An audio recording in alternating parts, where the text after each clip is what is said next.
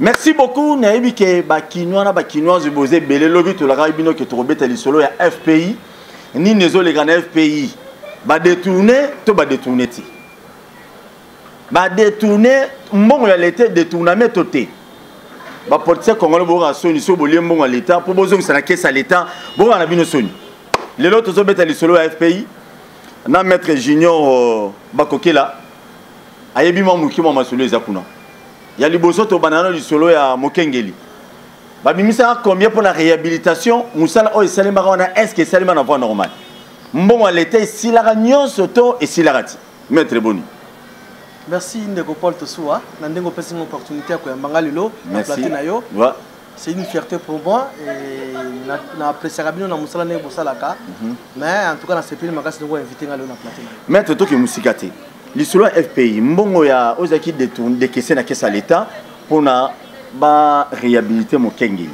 Nous élèves non, bokonzi a DG on dira se retrouvant allié à une grande partie parce que réhabilitation a pas même montant et bimana réhabilitation comme ça les salimans on a de ces causes na kateza solo. Merci beaucoup pour la maloba question posée ngande ko Paul Tosoua.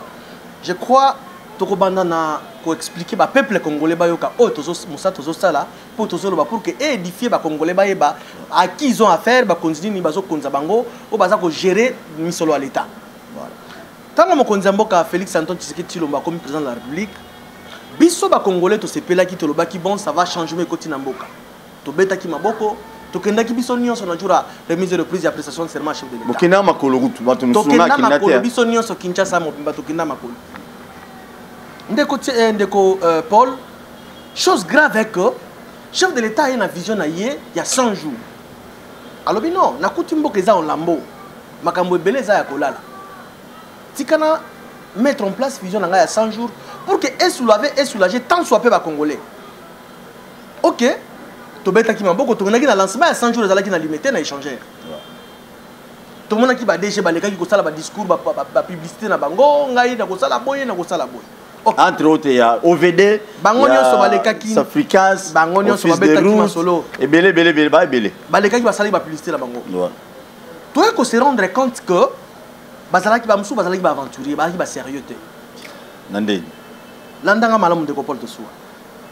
Tolanda qui rapport à ODEP, l'observatoire il y a dépenses publiques. Ils ont service qui m'ont structuré à l'État. Et ça là qui rapport na yeba conclusion le non.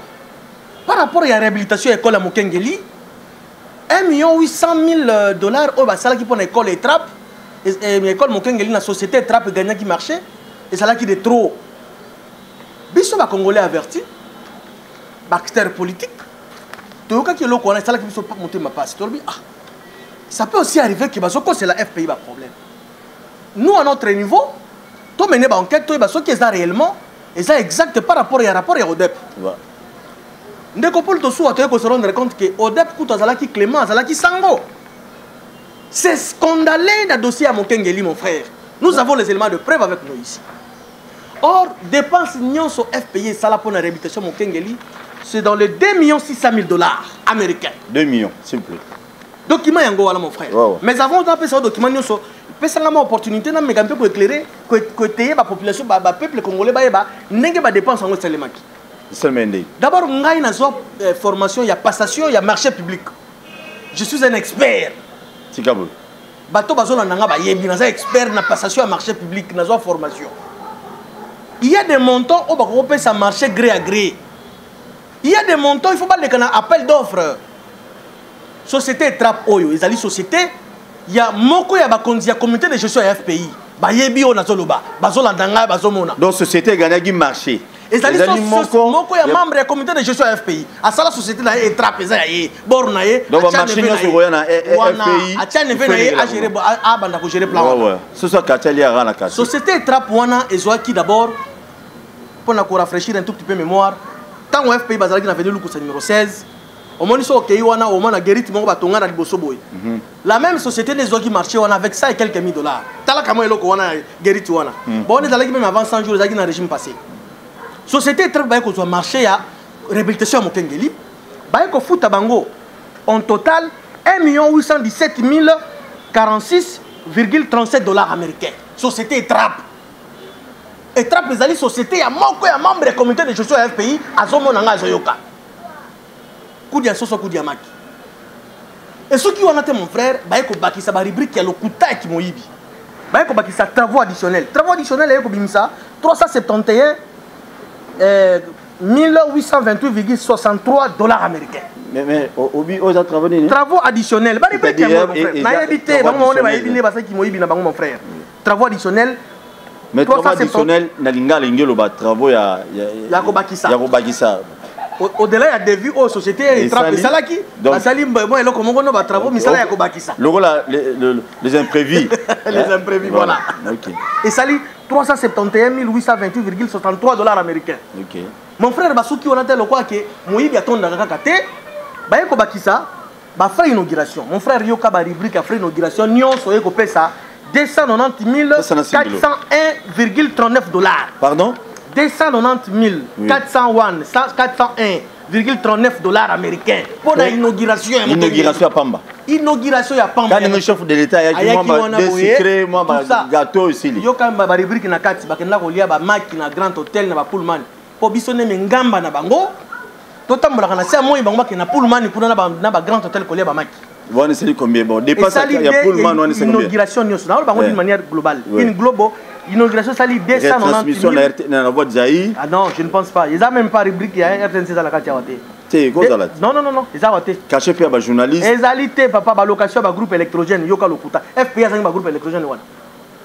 Une grande société locale FPI une société financière ba qui na louer groupe électrogène à 2000 $. Ba rubrique tout ça na carte Yaw. Et sali 290 401,39 $ américains.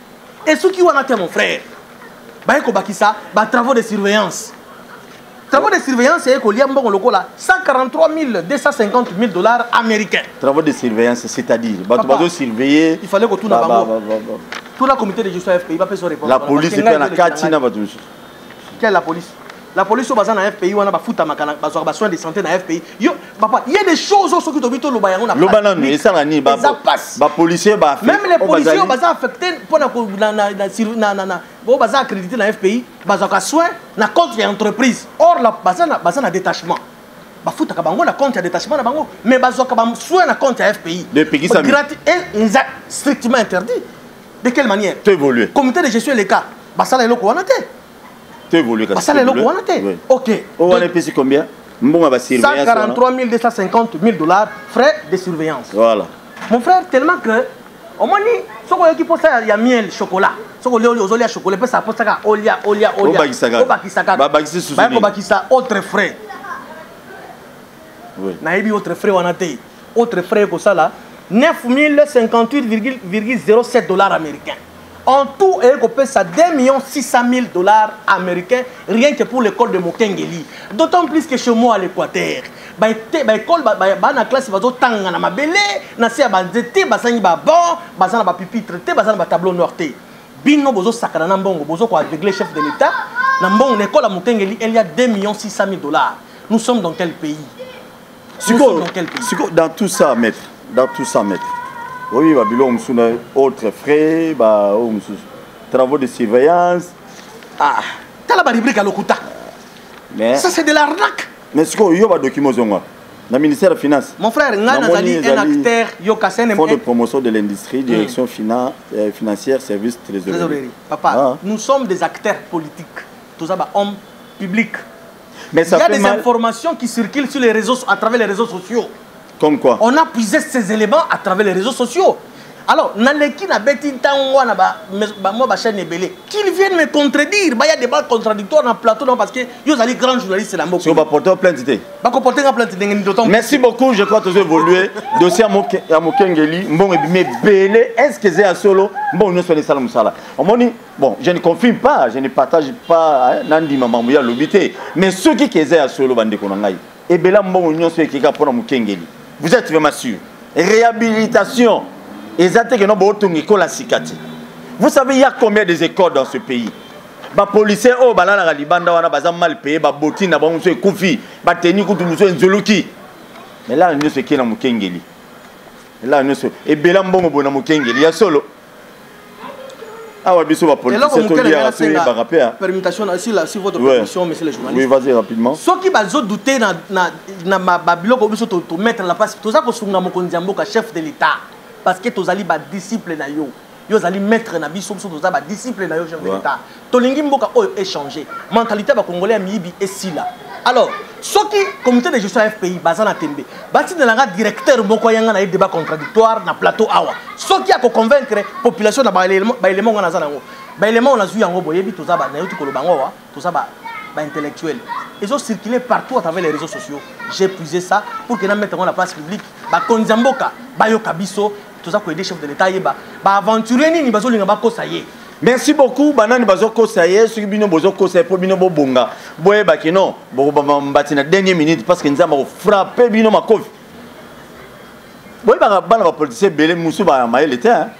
Ya musu ba ndengona ba musu ba to ba ambiance, ba musu ba sala ba accident.